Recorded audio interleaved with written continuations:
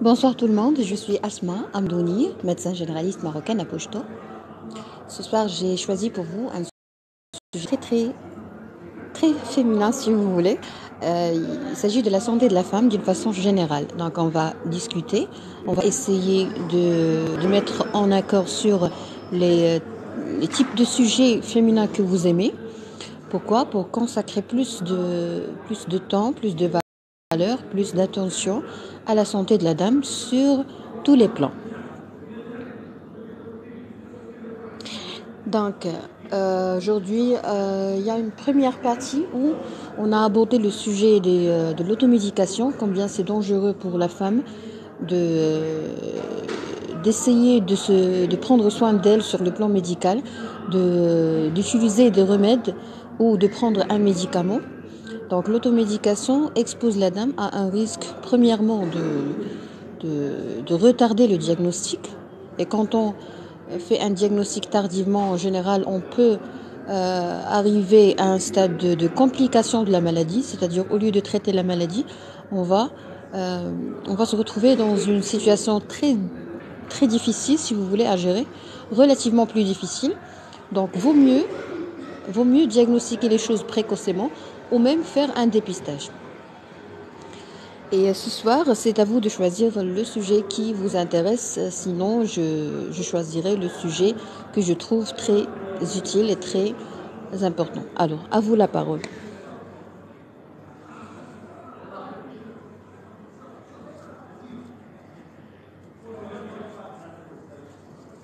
Faites comme vous voulez.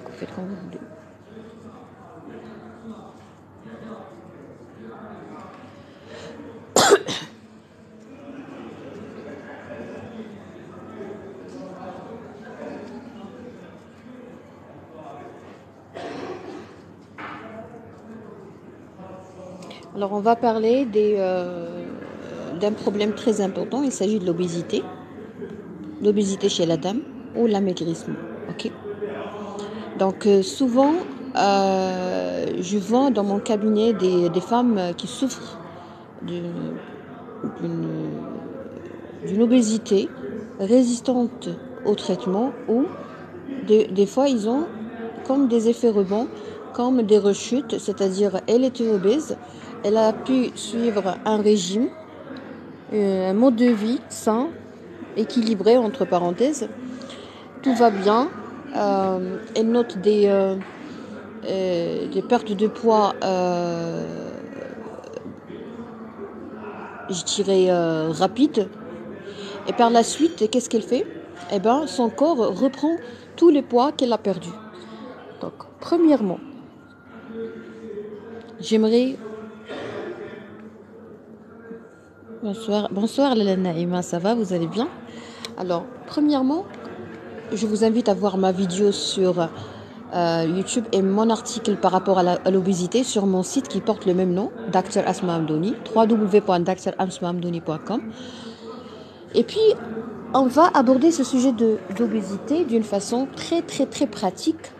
C'est-à-dire, on ne va pas donner un cours de médecine, mais on va surtout insister sur les erreurs. Première erreur que toutes les femmes obèses commettent, ou la majorité des femmes obèses commettent, c'est de vouloir toucher le résultat rapidement. Quand tu veux perdre du poids rapidement, permettez-moi, est-ce que c'est pareil pour l'homme? Il y a des points en commun et puis il y a des différences. Alors, premièrement, la première question à poser à la dame qui veut perdre du poids, c'est pourquoi tu veux perdre du poids? Pourquoi? Est-ce que tu veux perdre le poids parce que tu as un problème psychique? Tu es déjà arrivé au stade de retentissement psychique ou de souffrance psychique où tu as été touché, tu as été harcelé, tu as été insulté pour ton obésité, pour ton apparence? C'est très important. Donc, on va s'arrêter là, on va ouvrir une grande parenthèse, c'est-à-dire pourquoi tu veux guérir, pourquoi tu veux prendre soin de toi. La première question, voilà, pour la santé, très bien. Donc, la première question qui se pose pour n'importe quelle pathologie, pour n'importe quel problème de santé, une fois que la femme se présente dans un cabinet médical pour demander de l'aide, ou une fois la patiente, c'est déjà pas mal si elle se présente au cabinet, mais le problème c'est l'automédication, c'est le remède, c'est les recettes, c'est les régimes inappropriés que les femmes suivent. Alors, première question, c'est pourquoi tu veux guérir, pourquoi tu veux perdre du poids. Si tu veux perdre le poids parce que tu veux attirer, tu veux séduire ton partenaire, je pense que vous êtes en train de commettre la plus grosse erreur, parce que jamais vous n'allez réussir à séduire un homme que vous voulez séduire. Là, on va bien s'arrêter. On va parler de la séduction, l'attention, la vie de l'autre, l'image que l'autre a pu avoir sur toi. Il faut traiter ça avant de traiter la maladie. C'est très important. Quand d'abord on dit qu'une femme est obèse, c'est avec grand plaisir. Alors l'obésité par définition, il faut la calculer. C'est une augmentation de la masse grasse, c'est-à-dire que nous avons un corps où la masse grasse, la graisse est très importante. C'est ça l'obésité. Pourquoi c'est important de comprendre ça? Parce que il y a des femmes qui ont un volume augmenté. Quand tu la vois, elle est grosse, mais ce n'est pas de la graisse. Peut-être qu'elle a un syndrome œdémateux, elle a des œdèmes. C'est-à-dire elle a du plasma qui sort des vaisseaux vers l'extérieur des vaisseaux. Elle peut avoir un problème rénal, un syndrome néphrotique. C'est-à-dire que les reins sont devenus malades et au lieu de garder les protéines dans le sang, qu'est-ce qu'ils font? Nous avons une fuite de protéines. C'est-à-dire comme une sorte de grille, si vous voulez, qui normalement ne devrait pas, passoire, qui ne devrait pas laisser passer des protéines ou des molécules très grosses. Ok? Pardon. Mais quand le rein ne fonctionne pas très bien, qu'est-ce qu'il fait? Il laisse passer des choses qui normalement ne doivent pas passer en quantité très importante. Donc quand tu perds les protéines dans les urines, qu'est-ce qui se passe? On aura une diminution de la pression osmotique. C'est-à-dire que tu auras un sang très dilué. Donc pour garder une certaine concentration dans le sang, que fait l'organisme? Il se dit, non mais je ne peux pas garder un sang dilué. Qu'est-ce que je dois faire? Je dois diminuer le liquide pour diminuer la dilution, c'est-à-dire augmenter la concentration. Est-ce que vous avez compris? C'est-à-dire, tu as une soupe très diluée si vous voulez. Donc qu'est-ce que vous faites? Vous la laissez par exemple sur le feu jusqu'au point où on aura une diminution du liquide. Quand tu auras une diminution du liquide, tu n'auras plus une soupe diluée. Donc qu'est-ce qui se passe dans le corps? Nous avons une augmentation de la perméabilité vasculaire et nous avons la sortie ou l'issue ou voilà, le passage d'eau, si vous voulez, avec d'autres éléments en dehors des vaisseaux, et cela va entraîner un gonflement. Tu auras l'impression que la dame est obèse alors qu'elle n'est pas obèse. C'est très important. Nous avons un autre cas d'épanchement péritonéal, c'est-à-dire tu as du liquide dans l'abdomen de la dame, tu as l'impression qu'elle a une obésité abdominale, et ça c'est pas vrai. Donc là, qu'est-ce qu'il faut faire? Pourquoi c'est important de consulter un médecin généraliste? Parce que pour moi c'est simple de découvrir une ascite, ça s'appelle une ascite, un épanchement péritonéal, c'est-à-dire du liquide qui se trouve dans un endroit où normalement il ne devrait pas exister. Donc si on n'est pas un médecin, on peut confondre cet épanchement avec l'obésité. Pourquoi? Parce que il y a l'obésité, c'est-à-dire apparemment, quand je vois quelqu'un obèse, une personne obèse, il a soit une obésité gynoïde, soit une obésité androïde. Gynoïde, c'est quand tu as l'obésité qui est concentrée dans la partie inférieure du corps. Les hanches, c'est la partie inférieure du corps. L'obésité androïde, en général, c'est au-dessus de la ceinture, c'est-à-dire une obésité haute. Très bien. Et les complications de cette obésité diffèrent du type d'obésité. Par exemple, l'obésité abdominale, l'obésité, elle a plus de risques de développer un problème un cancérologique, par exemple. Ok? Donc, tout dépend du type de l'obésité. Mais pour calculer, pour objectiver, qu'est-ce qu'on fait? Il faut calculer ce qu'on appelle un indice de masse corporelle, IMC. Je pense que vous le connaissez déjà. Vous entendez tout le monde parler de l'IMC. Comment peut-on le calculer? Tout est expliqué dans mon article sur mon site web www.drasmamdoni.com. Eh bien, il suffit de diviser le poids en kilos sur la taille au carré, c'est-à-dire le poids sur la taille fois la taille.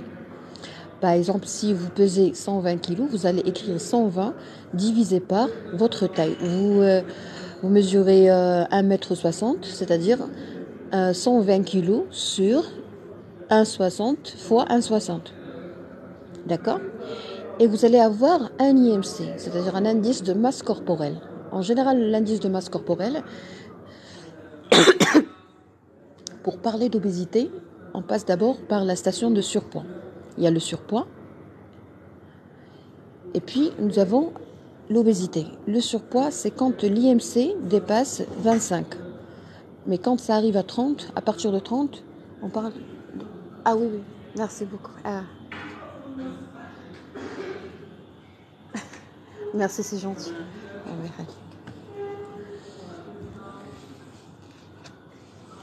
Alors, on parlait de l'IMC. Donc, à partir de 25, si tu calcules ça, tu peux le faire chez toi. Hein.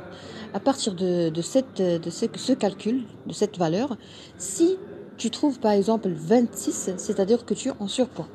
Pourquoi? Parce que c'est supérieur à 25 et en même temps inférieur à 30 kg par mètre carré. Mais si ça dépasse, ton IMC dépasse 30, c'est-à-dire 38, 35, là tu es dans l'obésité. Et dans l'obésité également, il y a des grades, ok? 30, 35, 40. Bien. Donc, je vais terminer rapidement ce live parce que je suis un peu fatiguée. J'attends un appel d'une dame qui est malade, qui est hospitalisée, qui a besoin de soutien. Obésité, première question que je pose à la dame, pourquoi vous voulez perdre du poids? Pourquoi? C'est très important. Le pourquoi des choses est très important en médecine. Pourquoi? Parce que, donnons l'exemple du tabagisme et du sevrage. Pour un homme, ok? On va comparer l'obésité au tabagisme chez l'homme. Quand un homme vient me dire, docteur, je veux arrêter de fumer, la première question que je pose, c'est pourquoi?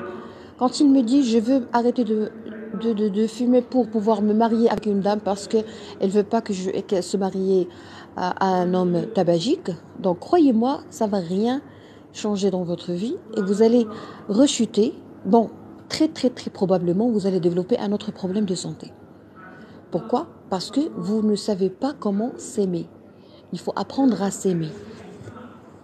La femme obèse, une fois, elle comprend toute seule, pas toute seule, mais une fois elle comprend sans aucune pression, sans aucune tension, sans aucune condition, une fois elle comprend qu'elle mérite d'être aimée, elle mérite le bonheur, elle mérite l'amour, elle doit s'aimer, ok? C'est important.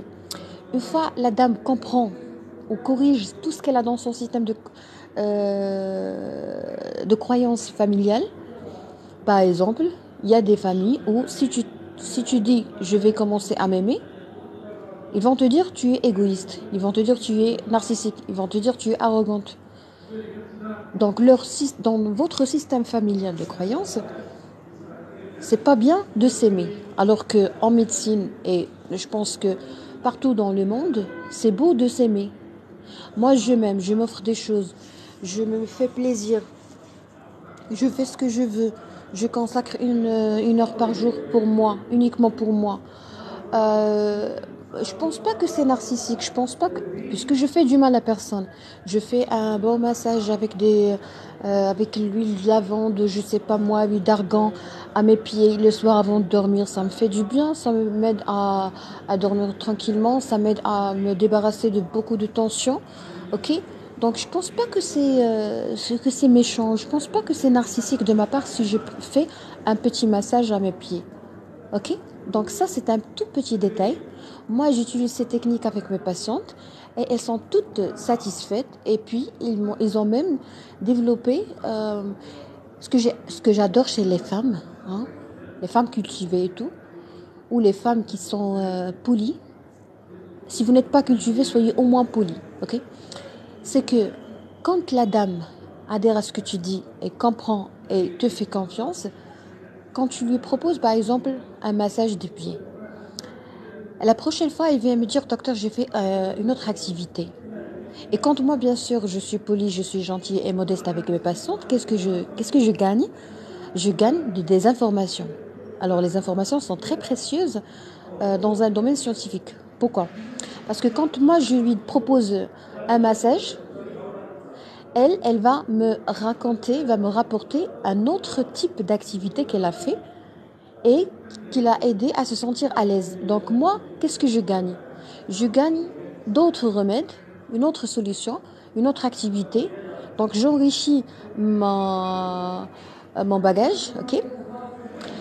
Et je peux proposer la même activité à une autre dame qu'elle va trop aimer et qu'elle va trouver plus facile que la proposition, que l'activité que j'allais proposer, ok? Pourquoi? Parce que nous, les femmes, on est très différentes. Et en même temps, je peux même apprendre une nouvelle activité de mes patientes. Par exemple, quand une femme me dit, docteur, j'ai découvert que moi, j'aimais beaucoup quelque chose, et je ne l'ai jamais fait jusqu'au jour où je suis venue vous consulter. Quand je pose la question, il s'agit de quoi, de quelle activité, il me dit par exemple, moi j'aime beaucoup les plantes et j'ai acheté par exemple un petit pot, j'ai ramené du sol et puis j'ai commencé, elle me montre, moi j'aime beaucoup voir les photos des patientes, je leur demande de prendre des photos de tout ce qui pourra soit les déranger, soit les faire plaisir. Mais quand je vois les pots, sincèrement, croyez-moi, les consultations ne sont plus fatigantes. Et ça me fait du bien. Et c'est ça le bien-être. Le bien-être, c'est partager avec le patient sa peine et sa douleur, l'aider. Et puis, il va partager avec toi les belles choses qu'il a. Donc, à ce moment-là, qu'est-ce qu'on fait? Oh ben, on fait une bonne gestion de la toxicité, parce que c'est très toxique d'entendre les problèmes des gens. Et du coup, tu auras de bonnes relations avec les gens. Et ça, c'est magnifique, hein? C'est magnifique. Je le dis avec un esprit sportif parce que je pense que partager de belles choses avec les patients et c'est vraiment ça apaise et puis ça me protège de la toxicité gratuite, hein. Je vais lire vos commentaires parce que j'étais bien concentrée sur ce que je disais. Mhm. Bonsoir, c'est Khalid. Alors, restons dans l'obésité. Une femme obèse, premièrement, on doit bien comprendre pourquoi elle veut perdre du poids. Est-ce que ma patiente est victime d'insultes, de violences verbales? Est-ce que ma patiente souffre de la toxicité de quelqu'un de la famille qui ne cesse pas de l'insulter? Parce qu'il faut traiter les insultes avant de traiter l'obésité. Attention. Pourquoi? Parce que si tu as des bâtons dans les roues, tu n'as même pas le droit de démarrer la bagnole, ok? Il faut travailler de façon intelligente. La médecine, ce n'est pas, il suffit, et la médecine, c'est pas une science où on doit réciter ce qu'on a appris. Non, on ne récite pas ce qu'on a appris. On n'ordonne pas aux gens de faire ce qui a été écrit dans les cours, dans les bouquins de médecine. Non, on est là pour écouter, pour comprendre qu'est-ce qui se passe et pour traiter un malade. On traite un malade, on ne traite jamais une maladie, ok? Donc, quand la patiente vient me dire, docteur, je vais perdre du poids. Ok, vous avez quel âge? J'ai 30 ans. Vous pesez combien? 120 kilos, 110 kilos. Très bien. Pourquoi vous voulez perdre du poids? Et elle commence à pleurer. Et elle commence à pleurer. Donc, ça, c'est grave, ça, c'est méchant. Il y a quelque chose derrière tout ça. Donc, pourquoi la dame a pleuré? Parce qu'elle souffre. Et pourquoi elle souffre? Parce qu'il a quelqu'un dans son entourage qui l'insulte. Donc, est-ce que les gens ont le droit d'insulter une personne pour son apparence. Est-ce qu'ils ont le droit? Non. Personne n'a le droit d'insulter les autres. Quand vous insultez une femme, vous l'exposez à un risque de troubles hormonaux multiples, de résistance à l'insuline, de résistance à l'obésité, de résistance à la guérison de l'obésité, et puis surtout les troubles hormonaux. Et vous devez savoir que nous, les êtres humains, on a une glande qui gère toutes les glandes et tous les organes. Ok? On a une glande qui a un rôle très important dans le fonctionnement de plusieurs organes. C'est l'hypophyse. Ok? Donc, l'hypophyse et également la glande thyroïde. Donc, quand toi, tu me déranges, tu me fais mal, tu me fais souffrir, tu me rends triste, tu m'insultes, qu'est-ce que tu fais? Eh ben, tu fais souffrir mes glandes. Et quand tu fais souffrir mes glandes, je vais avoir des souffrances en cascade. C'est-à-dire toutes les glandes vont souffrir et donc tous les organes vont souffrir. Parce que qui dit glande, il y a des glandes exocrines et des glandes endocrines. Endocrine, c'est endo, c'est-à-dire elles sécrètent dans le milieu intérieur. Le milieu intérieur dans le corps humain, c'est les vaisseaux. C'est-à-dire, qu'est-ce qui est sécrété par une glande et excrété dans les vaisseaux, c'est quoi? Eh bien, c'est les hormones. Et puis, nous avons des glandes exocrines, c'est-à-dire elles sécrètent quelque chose qui n'est pas hormone. Et il y a des glandes mixtes. Des glandes mixtes, c'est-à-dire elles sécrètent quelque chose qui n'est pas une hormone, et puis elles sécrètent des hormones. Ok? Donc, vous, quand vous traitez mal la femme, ce qui est bon en islam, c'est que le prophète, juste avant sa mort, eh ben, il conseillait les gens sur l'importance de veiller sur la ponctualité dans la prière, ok? C'est-à-dire il faut faire la prière à des heures exactes, à des moments exacts de la journée. Et puis, il conseillait les gens de prendre soin des femmes. Je pense que s'il y a des musulmans ici, ils sont d'accord. Ils savent ça très bien. Donc pourquoi il faut prendre soin de la femme? Parce que si tu ne sais pas traiter une femme, tu vas la tuer. Et la dame doit être consciente de ça. Si tu es maltraité, tu vas souffrir, tu vas être malade, tu vas tomber malade. Et le médicament ne sera pas efficace. Tu auras l'impression que le médecin n'est pas compétent, mais le problème c'est que toi tu es fatigué, tu es épuisé, tu te sens pas aimé. Peut-être que tu es aimé, mais tu te sens pas aimé, parce que l'amour n'a pas été exprimé clairement. Ou tu as besoin d'une certitude, c'est-à-dire tu as besoin qu'on te répète tous les jours, ou qu'on te donne des signes, ou qu'on te donne des preuves tous les jours que tu es aimé. Par exemple, il y a des femmes qui demandent à leur partenaire, est-ce que tu m'aimes? Est-ce que vous avez déjà vécu ça, les hommes? Est-ce qu'il y a des hommes parmi nous ce soir? Est-ce que vous avez déjà connu une femme qui te dit ou qui te demande, chérie, tu m'aimes? Chérie, tu m'aimes toujours? Chérie, tu m'as pas dit je t'aime aujourd'hui. Est-ce que vous avez déjà connu une femme qui ne cesse pas de vous demander des certificats, si je me permets de le dire, des attestations, des affirmations, des preuves? Est-ce que vous avez déjà souffert de ça ou est-ce que vous avez déjà vécu ça? À vous la parole.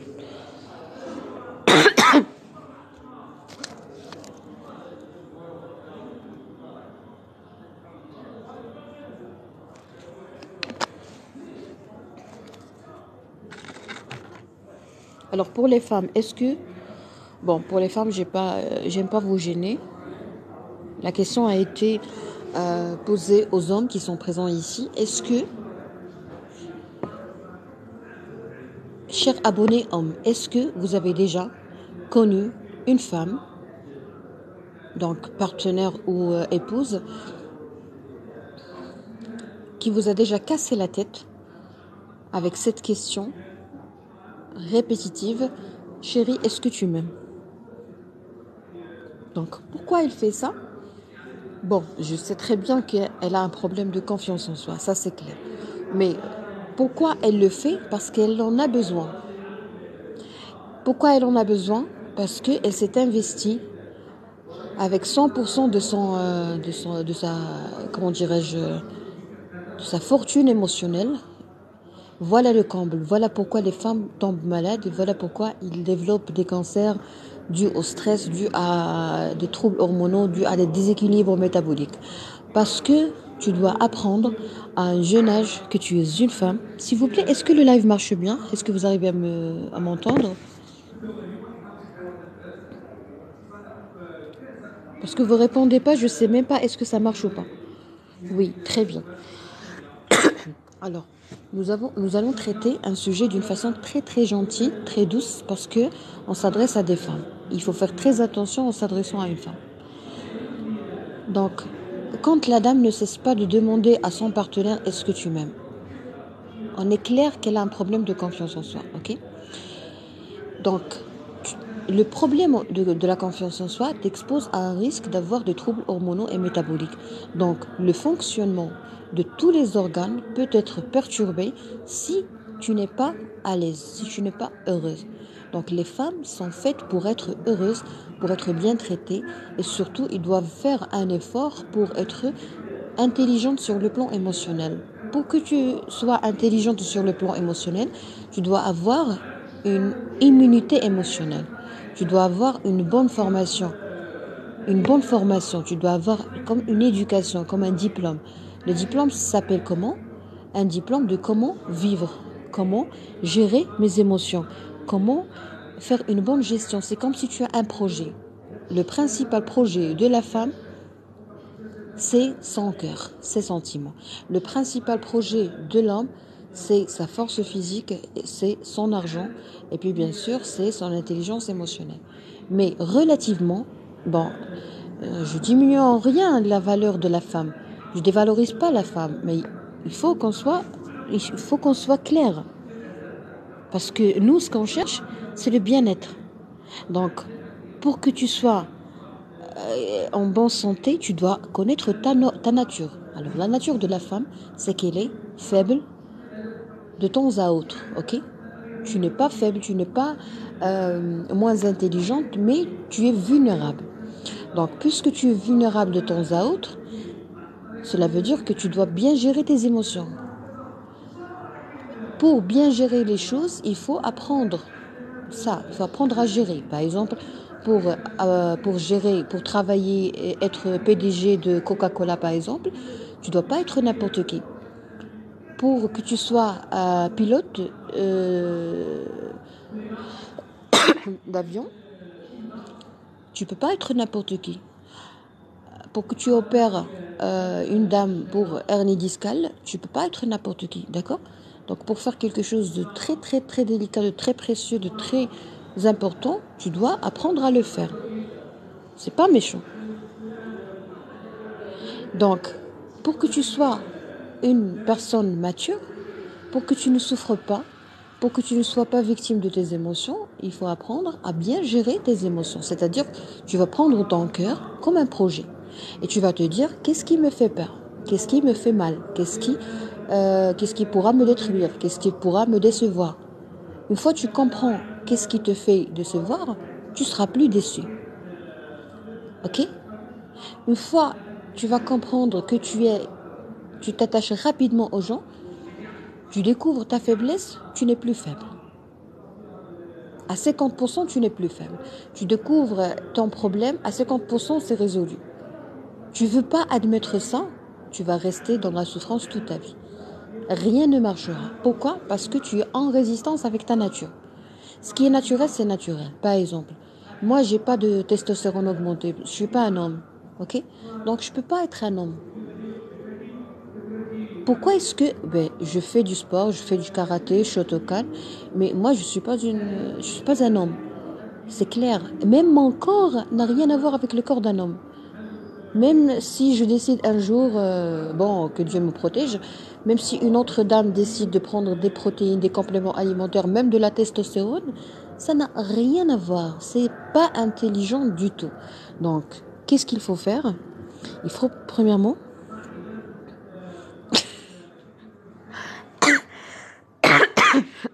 il y a un monsieur qui m'a fait rire. Il a dit, il y en a que 13 qui te suivent. Habiba, Habiba, à la marocaine, ça veut dire chéri. Moi, je le connais même pas, il m'appelle chéri. Il y a que 13 qui me suivent maintenant, vous êtes 17. Monsieur, s'il y a une seule personne qui est avec moi, je vais discuter. Parce que moi, je suis médecin, je suis pas influenceuse. Je cherche pas l'argent. Quand on cherche l'argent, on a besoin de 3000 personnes en direct. Vous voyez? Voilà la différence entre un médecin et un influenceur. D'accord, pas grave. Alors, la nature. La nature des gens, la nature de n'importe quoi, de n'importe qui, doit être respectée. On doit respecter notre nature. Si on ne respecte pas notre nature, on va souffrir. Par exemple, je vais partager avec vous un petit exemple. Nous avons une pommade qui permet de lutter contre la sécheresse vaginale. Cette pommade, moi je la prescris jamais, et je pourrais jamais la prescrire, elle contient des hormones. Quand je donne des hormones à une femme ménopausée pour qu'elle n'ait plus cette sécheresse, je l'expose à un risque d'hyperimprégnation en oestrogène. C'est-à-dire je lui donne des hormones par voie locale. Et je l'expose à quelque chose qui n'est pas naturel et ça peut même entraîner des cancers si la patiente a une prédisposition au cancer.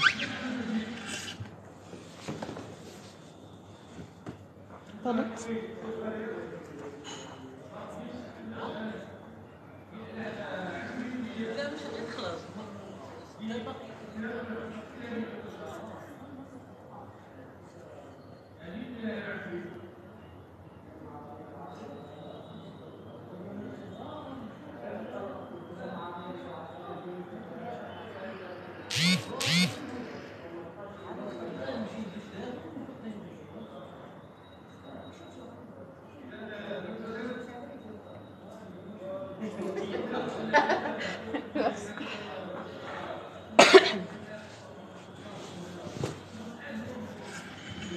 Exactement, d'accord. Alors, je vais vous donner les détails. Les détails, comme a dit Tabouchi. Je ne sais pas si vous le connaissez, c'est un comédien marocain au Pays de Golfe, je pense. Alors, nous étions... sont arrivés à quel point? À quel de...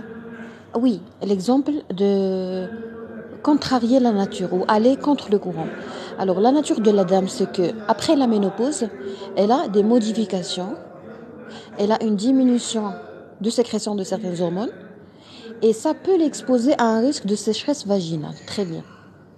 Donc, comment traiter ça? Il y a des médicaments, avec tous mes respects à tous les laboratoires. Il y a une pommade qui permet de lutter contre la sécheresse vaginale. Et cette pommade contient des hormones. Donc, quand tu donnes des hormones à une femme, tu l'exposes à une hyperimprégnation exogène en hormones.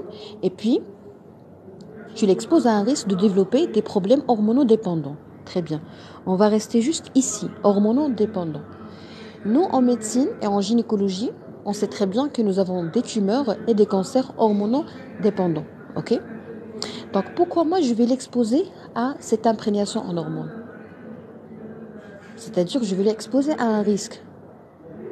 Ça s'appelle quoi? Ça s'appelle un traitement symptomatique. Alors là, on va commencer à comprendre la médecine d'une façon très très très simple. Nous avons un traitement symptomatique et nous avons un traitement étiologique. Un traitement symptomatique, c'est traiter les symptômes, point. C'est-à-dire un signe. Par exemple, de la fièvre antipyrétique, ça va traiter la fièvre. De la douleur antalgique, ça va traiter la douleur. Prurite, tu te grattes, je vais te donner un antihistaminique ou un anti-inflammatoire stéroïdien et ça va arrêter le prurite ou je sais pas moi, ok? Tu as une toux, voilà la gravité des choses. Traitement symptomatique de la toux, c'est un antitussif, c'est la catastrophe. Pourquoi? Parce que la toux, c'est un réflexe très bénéfique pour la santé qui nous aide. Le traitement étiologique, c'est le traitement de l'étiologie. L'étiologie en médecine, c'est la cause. C'est l'origine, c'est la cause. Le traitement étiologique est très différent du traitement symptomatique. Je vais vous donner juste quelques exemples pour savoir combien c'est très grave de recourir à l'automédication. tu n'as pas le droit de prendre un médicament qui traite un symptôme. Tu n'as pas le droit. Pourquoi? Si vous êtes une personne qui a un problème, par exemple, la toux. Tu es dérangé par la toux. Ok. Toi, tu n'as pas fait médecine, tu n'as pas étudié la physiologie, tu ne sais pas qu'est-ce qui se passe, tu n'as pas étudié la sémiologie, la pathologie, beaucoup de choses. Les pathologies, beaucoup de choses. Tu ne sais pas pourquoi tu tousses. Si tu traites la toux tout simplement, c'est-à-dire que tu as fait un traitement symptomatique. Tu as traité un seul signe, un seul symptôme, c'est la toux. Est-ce que ça va résoudre le problème? Ça peut l'aggraver. Parce que toi, tu as dit à ton corps, arrête de tousser. Mais pourquoi tu tousses? Tu tousses parce que tu es irrité. Tu as une irritation. Tu as peut-être un allergène. Tu as peut-être une toux chronique nocturne. Peut-être que tu es asthmatique.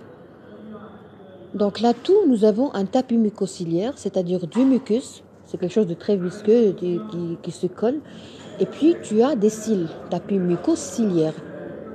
Le corps, quand il est agressé par un corps étranger, les bronches par exemple, il sécrète du mucus pour piéger les allergènes, pour piéger les corps étrangers, pour piéger les bactéries, les micro-organismes, tout, les virus. Et quand ils sont piégés dans ce liquide, qu'est-ce qui se passe? Nous avons les cils qui bougent vers le bas. Chez le tabagique, qu'est-ce qui se passe? Le pauvre, il a une paralysie de ses cils. C'est-à-dire que le mucus va être sécrété et les cils ne vont pas bouger.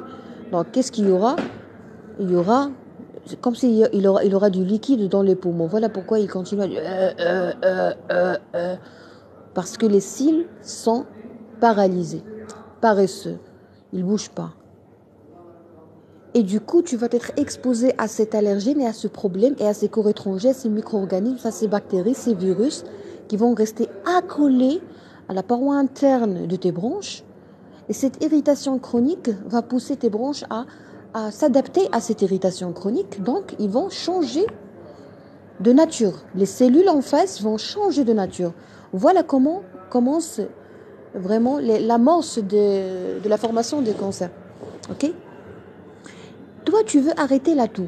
Donc, tu dis à ton corps, reste comme tu es et garde tes problèmes, garde tes allergènes, garde tes bactéries, garde tes virus. Donc ça, c'est grave. Vaut mieux extérioriser. Une autre gravité quand tu donnes un traitement symptomatique, c'est-à-dire tu traites la toux, tu arrêtes la toux, peut-être que tu as pris un médicament antihypertenseur type IEC, inhibiteur de l'enzyme de conversion, et tu as une augmentation de substance dans ton corps, et cette augmentation, au niveau pulmonaire, va t'irriter. Et quand elle va t'irriter, elle va créer une petite inflammation. Donc, le problème n'est pas respiratoire. Le problème est iatrogène, c'est-à-dire dû à un médicament pour traiter l'hypertension artérielle.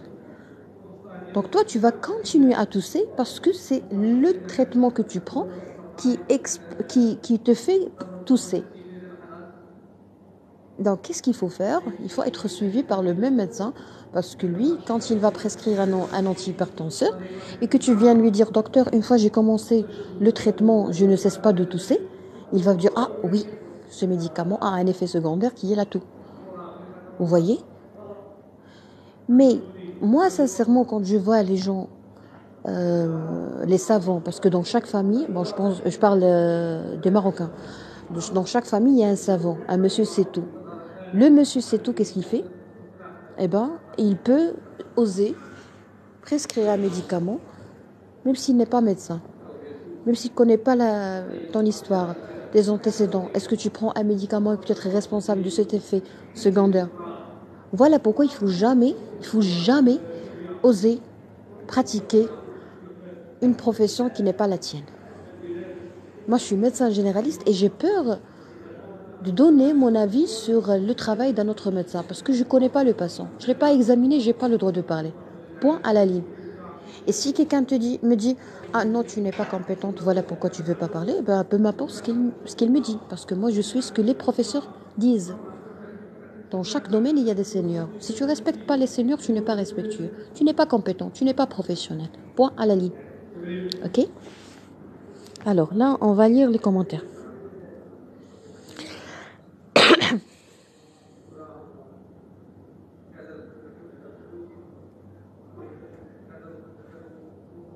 Votre épouse a fait une fausse couche apparemment, et puis elle a dû faire un curetage. Elle saigne toujours. Il faut qu'elle revienne chez le médecin qui a fait le curetage. Est-ce que c'était une interruption volontaire de la grossesse? Est-ce que c'était une fausse couche? Il faut revenir chez le médecin. Attention. Il faut s'assurer de la vacuité, de la ligne de vacuité utérine. C'est-à-dire, le docteur va faire l'échographie, elle va trouver un signe qui s'appelle la ligne de vacuité utérine. Cela veut dire que l'utérus est vide. Ok? Et il faut s'assurer. Et tout ce qui est sorti de la dame doit être normalement traité, analysé dans un laboratoire d'anapath, c'est-à-dire études histologiques. C'est très sérieux. Mais s'il vous plaît, ne demandez jamais l'avis de quelqu'un sur Internet. Quand il y a le saignement, quand il y a la douleur importante, quand il y a la souffrance importante, quand c'est urgent, c'est urgent. Ok? Bonsoir, monsieur Amin. Oui, des fois, il y a des termes qui sont difficiles. Voilà pourquoi j'essaie de faciliter les choses. Oui, bien sûr.